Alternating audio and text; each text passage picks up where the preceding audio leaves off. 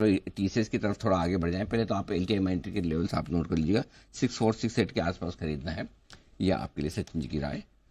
और आइए अब बढ़ते हैं आगे, और आने वाला है टीसीएस का नतीजा गुरुवार को, यानी कल शाम को आएंगे।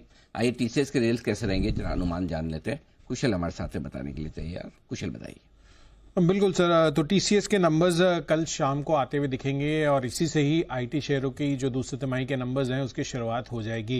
एंड ऑफ कोर्स यहाँ पर नंबर्स के लिहाज से टॉप लाइन सबसे पहले जरूरी है। स्पेसिफिकली आप देखिए तो करीबन 2.25% की ग्रोथ डॉलर आई में हम एक्सपेक्ट करके चल रहे हैं इस बार क्वार्टर बेसिस पर 763 करोड़ पर यह आंकड़ा दर्ज हो सकता है। रीजन बीइंग, एक तो बीएसएनएल की जो डील कंपनी ने जीती थी उसके बाद उसका जो रैंप अप है वो होता हुआ दिखेगा। साथ ही नॉर्थ अमेरिका में अब बीएफएसआई डील्स में भी आपको रिकवरी के संकेत आते हुए दिख रहे हैं, जिस कारण से ओवरऑल कंपनी का रेवेन्यू रुपी टर्म्स में करीबन 2% से ज्यादा बढ़कर 63,920 करोड़ पर रह सकता है।